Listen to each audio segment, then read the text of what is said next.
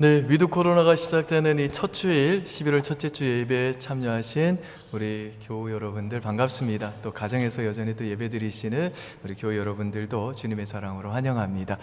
오늘 이제 그간 교회에 못 오셨다가 이제 50%가 되면서 오랜만에 오신 우리 교우님들 얼굴들도 보니까요, 너무 행복하고 너무 좋습니다. 우리 서로 이렇게 한번 옆 사람과 인사할까요? 곁에 계시니 행복합니다. 네, 저희가 이제 50%가 예배 인원으로 좀 확대가 되었습니다. 그리고 또 2년 동안 저희가 예배를 드려보니까요, 이 마스크만 잘 착용하면 예배를 드리는 일은 안전하다라는 것을 확인했습니다. 그럼에도 불구하고 이제 한 달 정도는요, 저희가 좀 추이를 지켜보기로 했습니다. 그래서 소그룹 모임과 또 음식은 여전히 저희가 금하면서 또 계속적으로 이렇게 안전하게 예배 드리는 일에 좀 집중하려고 합니다. 그리고 또 좌석이 많이 넓어지고 또 이렇게 충분히 우리 교우들이 오셔서 예배 드릴 수 있으니까요, 마스크 잘 착용하면 안전하시니까 이제는 또 적극적으로 교회에 오셔서 우리가 함께 얼굴을 대면하고 또 모든 주의 백성들이 함께 모여서 또 하나님께 같이 예배 드리는 감격과 기쁨을 누렸으면 좋겠습니다. 오늘 우리 또 오재일 집사님 또 오후에 또 아름다운 연주 잘 들었습니다. 마음에 감동이 되었고요, 또 우리 하나님께서도 그 연주 기쁨으로 받아주신 줄 믿습니다. 오늘 말씀의 제목은 위드 코로나 베델로 올라가자, 위드 코로나 베델로 올라가자, 이 말씀 제목으로 오늘 설교 전하도록 하겠습니다. 오늘 본문에 보면요, 이 야곱이라는 인물이 소개가 되는데, 지금 이 야곱은 그 인생에서 가장 두려운 위기에 봉착해 있습니다. 바로 앞장인 그 창세기 34장에 보면 무슨 일이 있었는가 하면, 그 야곱 가정이 이 세겜이라는 곳에 머물러 있는 동안에 야곱의 딸인 디나가 이 세겜의 추장인 하몰이라는 사람의 아들에게 강간을 당합니다. 그래서 야곱의 아들들이 그 하몰의 가정에 있는 모든 남자들에게 이제 그 할례를 행하라고 얘기를 하고, 할례를 행한 틈을 타서 그 모든 이 부족의 사람들, 남자들을 다 죽여버립니다. 그래서 야곱은 이제 그 지역, 이 다른 부족들의 공동의 적이 돼가지고요, 쫓기는 신세가 되면서 자신의 가문이 멸절될 수도 있다라고 하는 이 엄청난 두려움과 이 공포심에 사로잡혀 있습니다.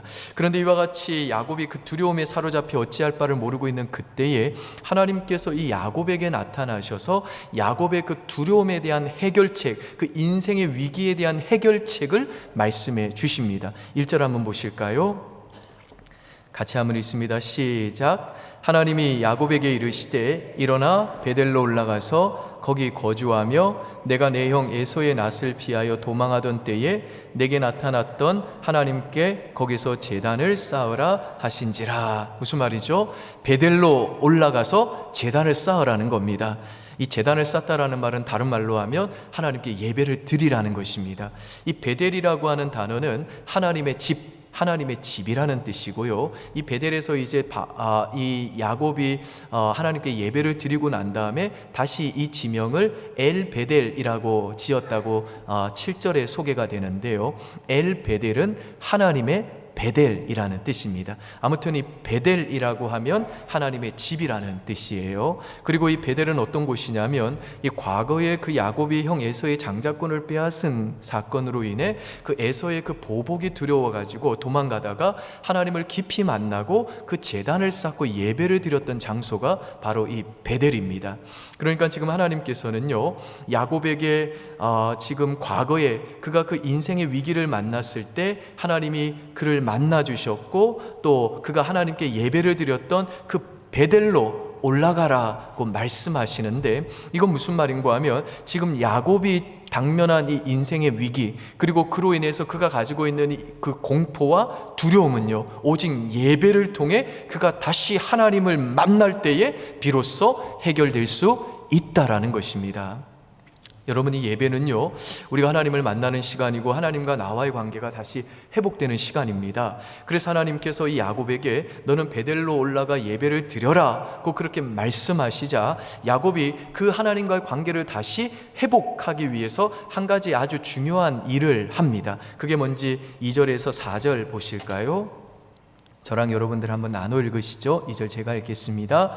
야곱이 이에 자기 집안 사람과 자기와 함께한 모든 자에게 이르되 너희 중에 있는 이방 신상들을 버리고 자신을 정결하게 하고 너희들의 의복을 바꾸어 입어라.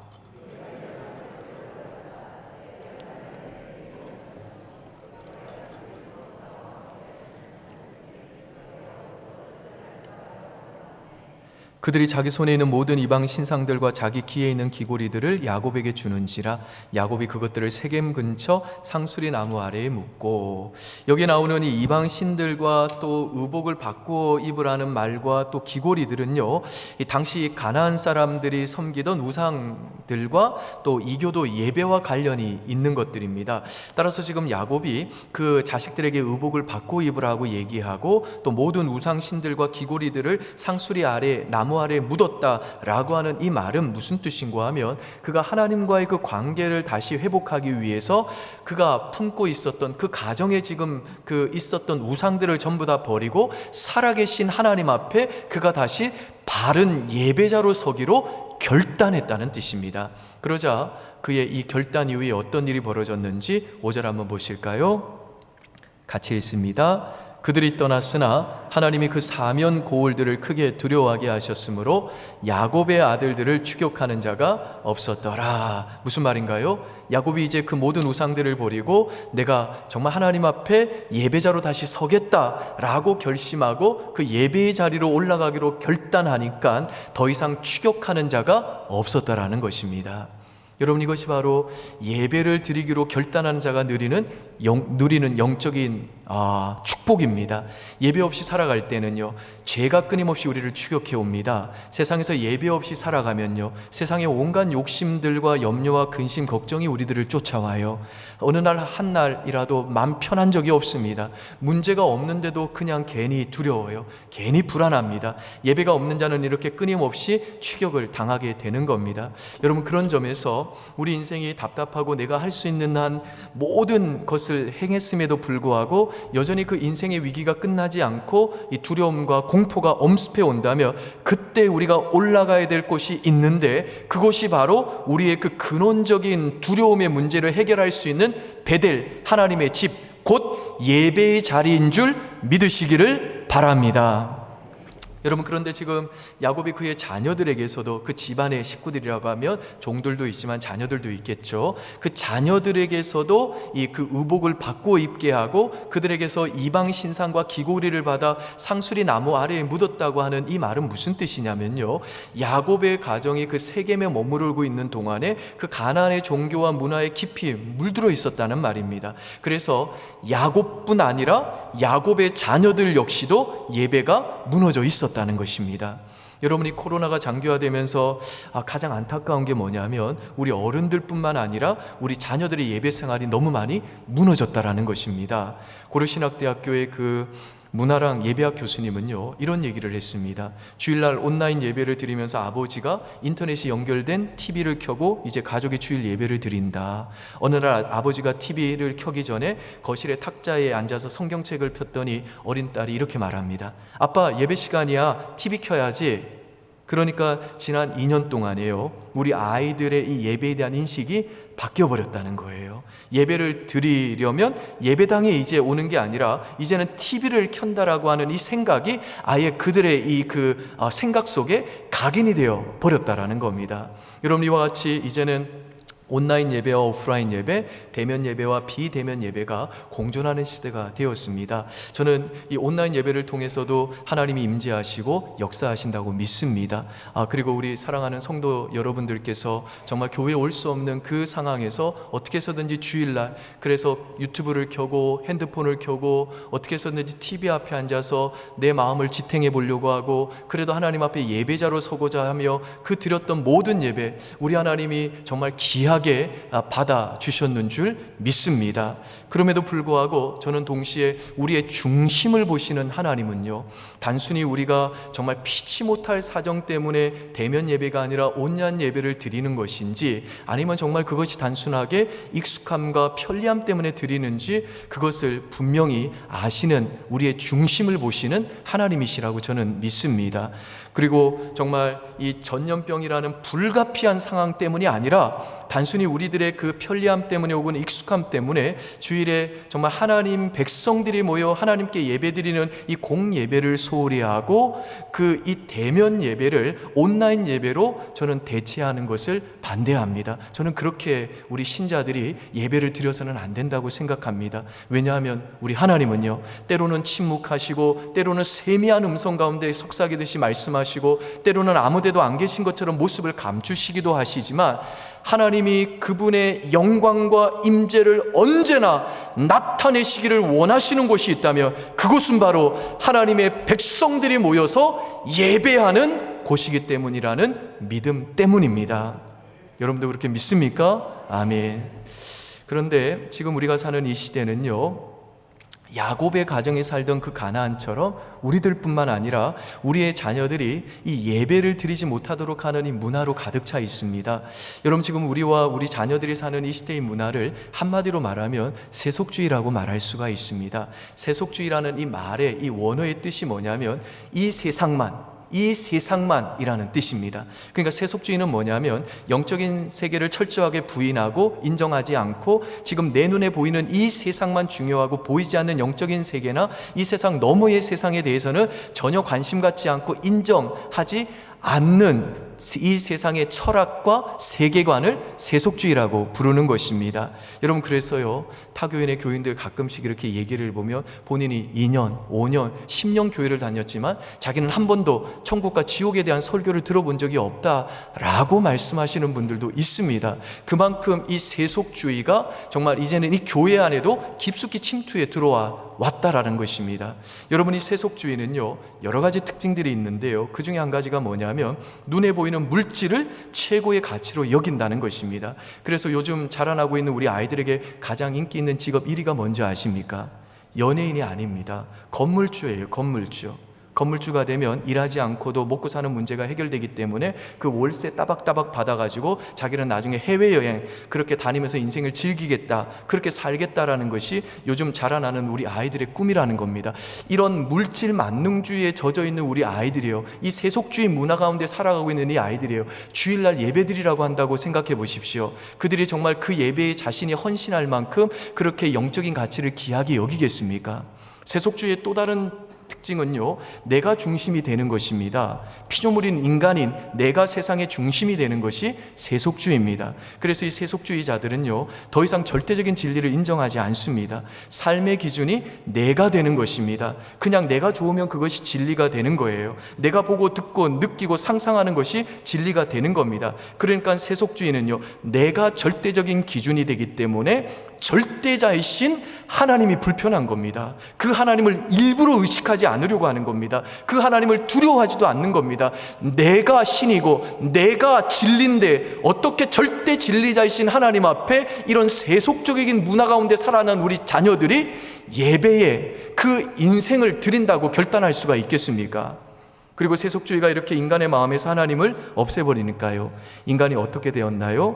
인간이 우주의 고아가 되어버렸어요. 그리고 인간이 우주의 고아가 되어버려가지고 이제 하나님만으로만 채워질 수 있는 그 영혼의 빈 공간을 돈이나 명예나 권력이나 사람이나 쾌락으로 채우려고 하는데, 이게 뭐 채워도 만족이 안 되니까 인간에게 나타나는 중요한 현상이 뭡니까? 자꾸만 뭔가에 중독이 되는 겁니다. 여러분, 우리 인간은요, 하나님이 아니면 다른 대상을 반드시 예배하는 존재이기 때문에요, 하나님이 아니면 다른 대상을 예배하게 되어 있습니다. 그리고 중독이란 무엇인가 하면 우리가 중독에 빠진 대상을 예배하는 것입니다. 영화 중에서 연가시라는 영화가 있는데요, 거기에 보면 사람들의 뱃속에 이상한 연가시가 들어갑니다. 이 연가시라는 게 기생충이에요. 그 기생충이 이제 몸 안에 들어가면 갈증이 생겨가서 물을 자꾸 마십니다. 그런데 물을 마셔도 이 갈증이 해결이 안 되는 겁니다. 그래서 어떤 여성은요, 그 안에 연가시가 들어가니까 갑자기 정수기통을 들고 벌컥벌컥 마십니다. 그래도 이게 해결이 안 되니까 화장실 변기에다가 얼굴을 쳐박고 물을 마시기도 합니다. 그러다가 그래도 갈증이 해소가 안 되니까 강에 가서 그 강물 마시다가 결국에는 죽게 됩니다. 여러분, 지금 이 세속주의가 지배하는 이 시대를 살고 있는 우리 자녀들 중에는요, 마치 그 몸에 이 영적인 영가시가 들어간 것처럼 중독에 시달리고 있는 애들이 너무너무 많습니다. 예컨대 요즘에 우리 초등학생 아이들조차 성인 웹툰과 이 성인 동영상이나 야동이나 이 포르노를요 너무 쉽게 볼 수 있어가지고 음란물에 중독된 초등학생들이 너무 많습니다. 앱스토어에서는요 19금을 푸는 앱이 있다고 그래요. 그래서 우리 애들이 그거 가지고 19금을 풀어가지고 성인 인증을 거치지 않고서도 얼마든지 음란물에 접촉할 수 있다고 그럽니다.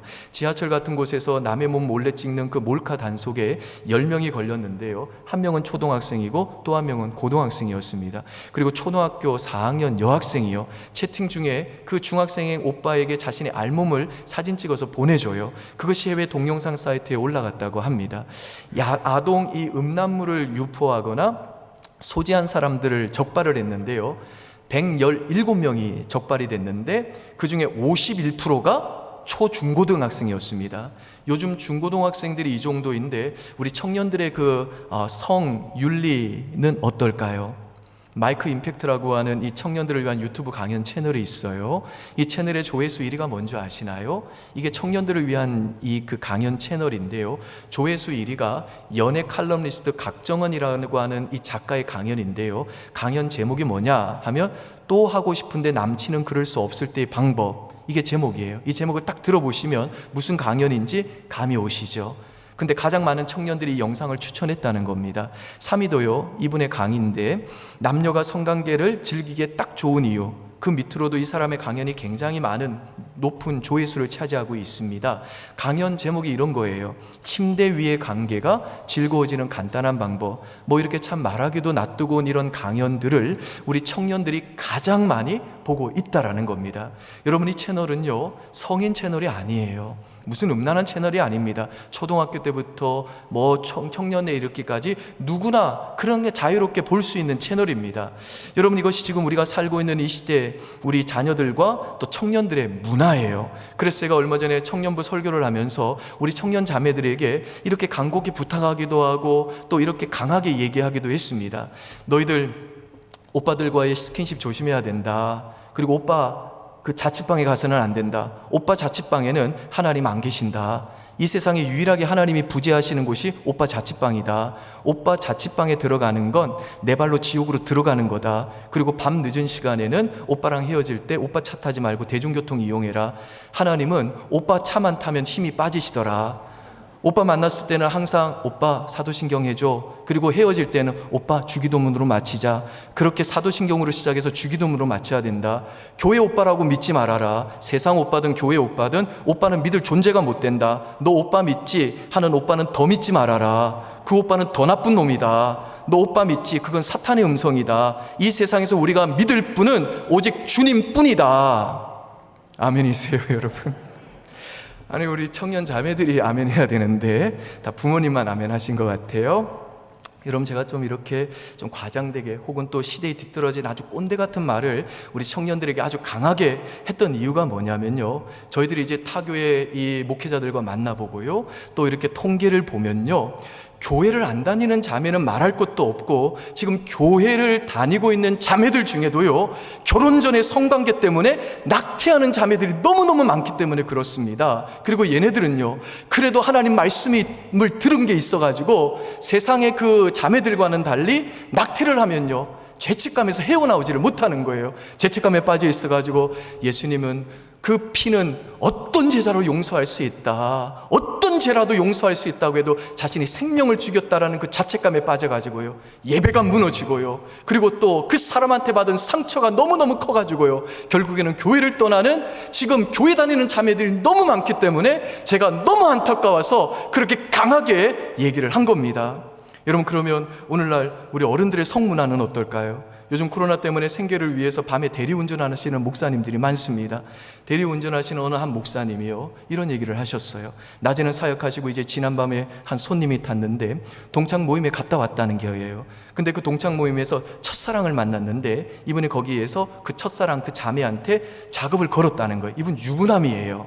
그러면서 뭐라고 하냐면 자기 회사의 90%는 다 애인이 있다라는 겁니다. 지금 싱글 얘기하는 게 아닙니다. 싱글이어서 애인이 있다고 얘기하는 게 아니고 다 가정을 가진 분들인데 90%가 다 애인이 있다는 거예요. 그 손님 얘기예요. 그러면서 이제 차 타고 오는데 그 손님이 아까 얘기한 그 첫사랑한테 또 전화가 왔다고, 작업이 걸렸다고 하면서 막 통화를 하더래요. 전화 통화가 끝나고 나서 이제 그 운전하시는 목사님한테, 목사님인지 모르고 혹시 애인 있냐고 물어보시는 겁니다. 그래서 목사님이 없다고 하면서 혹시 손님 제가 뭐 하는 사람인 줄 아시겠습니까? 물어봤더니 뭐 가르치는 사람 같기도 하고 뭐 그러시더래요. 그래서 목사라고 했더니 이분이 깜짝 놀라시더래요. 알고 보니까 그분이 교회 다니시는 분이셨어요. 자기 어느 교회 다닌다고, 그러면서 세상 사람들 다 그런데 뭐 어떠냐고 그러는 거예요. 여러분, 지금 우리가 사는 이 시대가요, 이렇게 어른들의 성적 윤리가 무너진 적은 이미 오래됐고요, 지금 우리 자녀들과 청년들도요 성적인 유혹에 쉽게 노출되어 있고 아주 심각한 음란물 중독에 빠져 있는 자녀들, 청년들이 너무너무 많습니다. 또 우리 자녀들 중에는요 게임 중독에 빠진 애들도 많아요. 지금 우리나라 초등학생 고학년의 90% 이상이, 그리고 중학생의 80% 이상이, 그리고 고등학생의 60% 이상이 게임을 하고 있습니다. 전체 2.5%는요 게임 중독자들이에요. 이런 게임 중독자들의 뇌를 스캔해 봤더니요 마약 중독자의 그 뇌와 전혀 다르지 않다고 그럽니다. 그만큼 게임이 지금 우리 자녀들의 영성을 병들게 만들고 있다는 겁니다. 물론 모든 게임이 다 그런 것은 아니겠죠. 또 게임을 하는 것 자체를 무조건 나쁘다고 할 수는 없지만, 많은 게임을 보면요, 우리 아이들이 지금 하고 있는 게임을 보면요 아주 선정적이고 아주 파괴적이고 아주 자극적이고 아주 폭력적인 게임들이 많다라는 것을 우리가 부인할 수는 없습니다. 세속주의의 또 다른 중요한 특징은 뭐냐면 경쟁과 비교 문화입니다. 여러분, 우리 자녀들이 소도 아닌데 학교에서 뭘로 평가를 받죠? 등급으로 평가받잖아요. 그래서 어떤 친구가 실제로 이런 글을 올렸어요. 학교에서 나오는 급식에도 1등급 소가 나오는데 저는 왜 4등급일까요? 제가 이거 듣고 너무 마음이 아팠습니다. 그러니까 우리 아이들이 등급으로 평가받고 사람들에게 평가받으면서 끊임없이 이 비교당하면서, 그래서 열등감에 쩔어가지고 그렇게 자기를 비하하며 그렇게 낮은 자존감을 가지고 살고 있다라는 겁니다. 여러분, 이런 세속주의가 지배하는 이 시대를 살아가는 우리 자녀들에게 정말 필요한 게 뭘까요? 우리 크리스찬 부모님들이 적어도 정말 우리의 자녀들을 예수 믿는 부모로 키울 때에 이렇게 죄와 중독에 쉽게 노출되는 이런 문화 속에 살고 있고, 경쟁과 비교에 시달리면서 열등감과 미래에 대한 불안감에 사로잡혀 사는 우리 자녀들에게 반드시 전수해줘야 될 가장 중요한 신앙의 유산, 가장 기초적인 신앙의 구구단이 뭘까요? 예배인 겁니다. 가장 어린 시기부터 예배가 그들의 습관이 되게 해줘야 되는 겁니다. 그래서 그들이 예배를 통해 아주 어릴 때부터 그 예배 가운데 임재하시는 살아계신 하나님을 만나게 해줘야 된다라는 겁니다. 그리고 이제 머리가 커가지고 자녀들이 더 이상 교회 가라고 해도 부모의 말을 안 듣는 할지라도요, 우리 부모님들은요 그럴수록 더욱더 부모가 끝까지 그 예배의 자리를 지켜내므로 주일은 주님의 날이다, 주일은 하나님께 예배드리는 것이 인생의 가장 중요한 목적이고, 그 어떤 무엇과도 예배는 바꿀 수 없는, 예배야말로 우리 인생의 가장 중요한 가치라는 것을 몸으로, 행동으로 그들에게 계속적으로 가르쳐 줘야 되는 것입니다. 여러분, 우리들이 환경을 바꾸기 위해서 신앙생활하고 환경을 바꾸기 위해서 살아가면요, 우리 인생에는요 절대로 만족이 없습니다. 교회 다니는 많은 분들 중에도요 보면요, 환경을 바꾸기 위해서 살아가다가 나보다 더 좋은 환경을 가진 사람들 만나면 주눅드는 분들이 너무 많습니다. 근데 우리 크리스찬 부모들이 우리 자녀들에게 전해줘야 될 진짜 신앙생활은 뭡니까? 다가오는 내 삶에 예수 믿고 어려운 일이 생길 때가 있더라, 예수 믿고 시험에서 떨어질 때도 있더라, 시업이 안 될 때도 있더라, 예수를 잘 믿었지만 결혼도 늦어질 때도 있더라, 열심히 신앙생활을 했지만 내가 사놓은 땅값이, 내가 사놓은 아파트값이 떨어질 때도 있더라, 인생이 내 뜻대로 안 될 때가 많더라. 그때 우리들이 어떤 신앙을 우리 자녀들에게 물려줘야 될까요? 아들아, 딸아, 내가 그동안 힘든 시간들도 겪어보고 내 인생이 재수없다고 느껴본 적도 있고, 내 인생에 여러 가지 고난과 어려움이 찾아와서 내 인생은 왜 이럴까 좌절해 본 적도 있고, 때로는 하나님이 너무너무 안 보이고 하나님이 내 곁에 계시는 게 느껴지지 않아가지고 답답할 때도 있지만, 아들아, 딸아, 그럼에도 불구하고 그때도 내가 확신하는 거 하나 있다. 그게 뭐냐면 하나님은 그때에도 여전히 나와 함께 하시더라. 그래서 내가 즐겨 부리는 찬양이 있다. 높은 산이 거친 들이 초막이나 궁궐이나 내 주 예수 계신 곳이 그 어디나 하늘나라 할렐루야 찬양하세. 내 모든 죄 사함받고 주 예수와 동행하니 그 어디나 하늘나라. 아들아 딸아, 내가 살아보니 이 땅을 살아가는 거 결코 녹록지 않더라. 이 땅을 살아가는 거 절대 호락하지 않더라. 그런데 이 찬양 가사처럼 하나님이 함께 하시는 그곳이, 하나님이 통치하시고 하나님이 다스리는 그곳이 천국이더라. 하나님이 함께 하시는 그 삶이 진짜 형통이더라. 하나님이 함께 할 때 거기에 진정한 인생의 만족과 행복이 있더라 라고 이 신앙을 우리 자녀들에게, 우리 손주들에게 전수해 줘야 되지 않겠습니까? 그래서 그 어떤 상황이 와도, 어떤 환경이 와도 나에게 주어진 상황과 환경을 눈에 보이는 이 세속적인 관점과 세상적인 시각이 아니라 하나님의 시각으로, 성경적인 시각으로 내 인생을 해석해낼 수 있는 힘을 우리 자녀들이 가질 수만 있다면요, 우리의 손자 손녀들이 그 믿음을 가질 수만 있다면요, 앞으로 어떤 일이 닥쳐와도, 코로나보다 더한 일이 닥쳐와도 우리 자녀들은요, 세상이 감당하지 못할 사람으로 이 세상을 자신 있고 당당하게 살아갈 수 있지 않겠습니까? 믿습니까 여러분? 아멘. 습관의 힘이라고 하는 제목의 책이 있는데, 이 책의 저자는요, 어릴 때부터 촉망받던 야구 선수였는데 불행하게도 고등학교 2학년 때 야구 연습을 하던 중에 그 동료가 휘두르는 야구 배트에 얼굴에 정통으로 맞아가지고 이제 굉장히 중태에 빠집니다. 그 사고로 코가 부러지고요, 얼굴뼈가 30조각이 났어요. 두개골이 또 금이 가고 왼쪽 눈이 튀어나와가지고 정말 실명 위기가 올 정도로 큰 중상을 당했습니다. 뭐 그 정도 중상이면 이제 선수 생명은, 야구 선수로서는 끝난 거 아니겠습니까? 근데 이 저자가 참 대단해요. 그런 절망적인 상황을 경험하고도 그 절망에 빠지는 대신에 내가 지금 당장 할 수 있는 작은 일이라도 찾아서 그걸 반복해서 해야 되겠다. 뭐 기왕 사고 난 거 뭐 어떻게 하겠냐. 그 자리에서 내가 할 수 있는 아주 작은 일이라도 내가 반복해서 그걸 내 습관으로 만들겠다. 그런 결심을 한 겁니다. 그래서 이 사람이 이제 얼굴은 다쳤지만 걸을 수 있으니까 제일 먼저 한 일이 매일 걷기를 한 거예요. 매일 걷기 연습이라도 아주 기초적인 일부터 시작해가지고 6개월 만에 이분이 다시 운동을 시작하게 됩니다. 그리고 이런 노력으로 다시 이분이 야구 선수로 복귀를 해서요, 대학 최고 선수가 됐다고 그럽니다. 그런 경험을 바탕으로 쓴 책이 바로 작은 습관의 힘이라고 하는 제목의 책인데요. 근데 이분이 그 책에서 자기가 이제 그 절망을 딛고 야구 선수로 다시 회복될 수 있었던 그 첫 출발이 뭐였는지를 소개하면서 이런 말을 해요. 먼저 내 인생을 정돈하는 데 집중했다. 동기들이 늦은 밤까지 비디오 게임하는 동안 나는 매일 밤 일찍 잠자리 드는 수면 습관을 들였다. 또 대학 기숙사라는 게 늘 너저분하기 마련이지만 내 방을 깨끗이 치우고 깔끔하게 정리했다. 정말 별것 아닌 일이었다. 그런데 이 작은 습관들을 통해 나는 내가 스스로 인생을 관리하고 있구나라는 자신감을 되찾아 나갔다. 스스로에 대한 신뢰가 쌓이자 수업 태도가 달라졌고 1학년 내내 전부 A 학점을 받았다.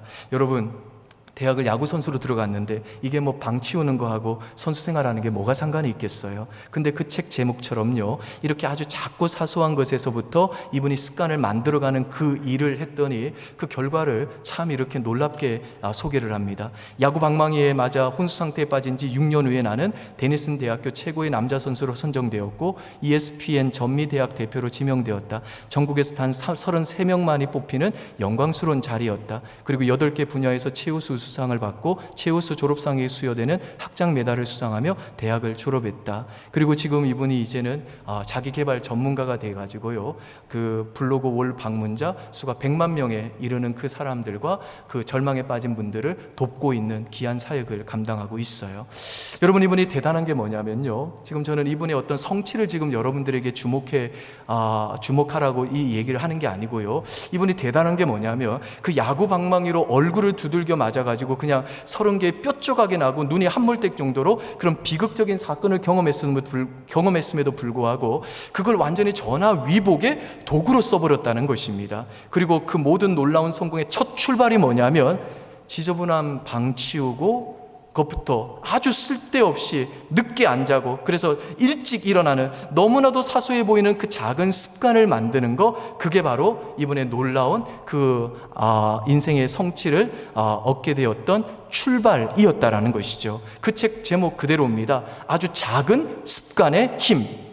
그러니까 진짜 우리 인생에 한번 변화를 경험하기를 원한다면 방 치우는 것부터 하라는 것입니다. 쓸데없이 그냥 밤에 늦게 자고 그러는 것부터 조절해서 좀 일찍 자려고 애쓰는 것에서부터 시작하라는 겁니다. 여러분, 신앙생활도 마찬가지예요. 우리 신앙생활의 가장 기초적인 구두구단이 뭐냐면, 주일이면 하나님이 정하신 날이 되면 그 주일을 주님의 날으로 인정하고 하나님의 백성들과 모여 신령과 진정으로 예배드리는 거, 이게 바로 우리 신앙생활의 구구단인 겁니다. 그리고 우리 예수 믿는 부모님들이 정말 하나님이 우리에게 맡겨주신 귀한 자녀들 정말 양육할 때에 그들에게 해야 될 가장 중요한 일이 뭐냐면, 주일에는 무슨 일이 있더라도 하나님의 백성들과 함께 모여 신령과 진정으로 하나님께 예배 드리게 하는 것이 바로 우리 크리스찬 부모들이 우리 자녀들이 어렸을 때 그들에게 반드시 전수해 줘야 될 가장 중요한 신앙의 유산이고, 가장 기본적인 신앙의 습관이고, 가장 기초적인 신앙의 구구단이라는 것입니다. 잠언 22장 6절 한번 보실까요? 잠언 22장 한번 여러분이 읽습니다. 시작.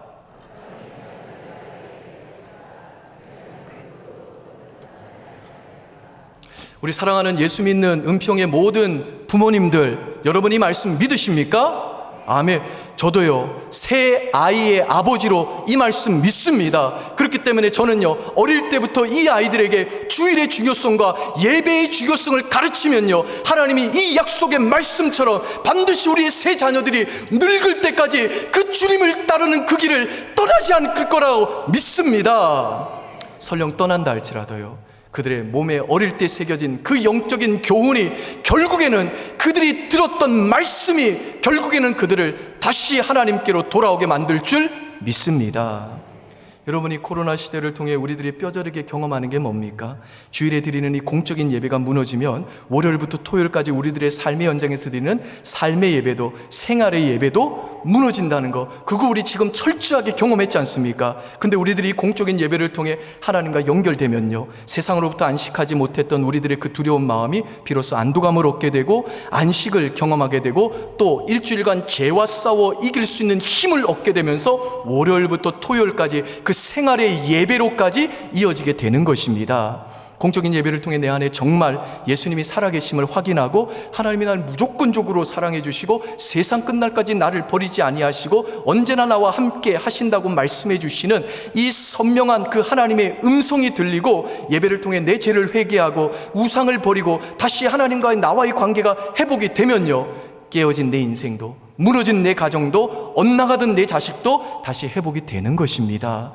우리들이 정말 예배를 통해 주님으로 채워지면요, 더 이상 알코올이나 음란물이나 게임이나 도박이나 이 세상의 즐거움으로 채울 필요도 없고요, 주님으로 채워지니까 다른 사람에게 인정받지 않아도 괜찮고요, 주님으로 채워지니까 더 이상 이 세상에서의 성공으로 내 자신을 증명해내지 않아도 괜찮고요, 주님으로 채워지니까 다른 사람의 나에게 악담을 해도 견뎌낼 수 있게 되는 것입니다. 그러므로 사랑하는 우리 은평의 모든 교우 여러분들, 오늘 이 위드 코로나의 시작과 함께 오늘 하나님께서요, 너는 베델로 올라가라, 너는 베델로 올라가라, 너는 베델로 올라가라 라고 여러분에게 말씀하시는 줄 믿으시고, 오늘 부디 이 말씀 앞에서 이 시간 나를 위해서 또 우리 자녀들을 위해서 다시 한번 우리 마음속에 있는 모든 우상들 정말 전부 다 버리고 이 시간 다시 한번 오직 하나님만 예배하는 진정한 예배자로 서기로 결단하는 은혜가 저와 여러분에게 있으시기를 주님의 이름으로 축복합니다. 그래서 부디 예배를 통해서 세상 관점이 아니라 정말 나를 언제나 사랑스럽게 바라보시고 내 인생을 누구와도 비교하지 않으시고 언제나 나와 함께 하시고 언제나 내 삶을 가장 좋은 길로 인도하시고 끔찍히도 나를 아끼시는 우리 하나님 아버지의 그 관점을 가지고 나를 바라보고 나의 자녀를 바라보고 나의 미래와 그리고 또 저 영원한 천국을 바라보면서 정말 세상이 감당치 못할 하나님의 사람으로 살아가시기를 주님의 이름으로 축원드립니다. 아멘. 기도하겠습니다. 아버지 하나님, 그동안 우리 성도들 예배 좌석에 한정된 제약 때문에 또 코로나로 인해서 여러 가지 또 육체의 연약함 때문에 예배에 참석하지 못하다가 이제는 위드 코로나를 맞이하게 됐습니다. 우리 하나님은 우리의 형편을 아셔서 어쩔 수 없이 우리가 다른 사람을 배려하기 위해서 혹은 또 우리의 연약한 질병 때문에 참으로 피치 못해서 하나님 앞에 온라인으로 예배 드릴 때에도 언제나 우리에게 귀를 기울여 주시고 우리의 예배를 기쁨으로 받아주시는 하나님이신 줄 믿습니다. 그런데 하나님, 이 시간들이 오래될수록 어느샌가 우리 안에 있는 죄성이 이제 하나님 앞에 드리는 이 대면 예배를 단순하게 우리의 익숙함과 편리함 때문에 온라인 예배로 대체하려고 하는 그런 위기가 우리를 맞이하고 있습니다. 특별히 이로 인해서 2년 동안 우리 사랑하는 다음 세대들, 귀한 자녀들의 예배가 많이 무너졌습니다.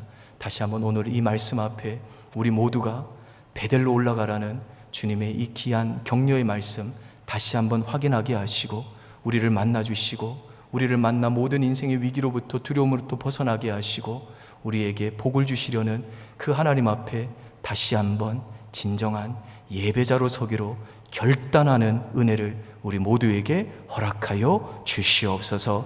우리의 자녀들의 그 예배도 이 위드 코로나와 함께 다시 한번 회복되는 은혜를 허락해 주시옵소서. 감사드리며 예수님 이름으로 기도합니다. 아멘.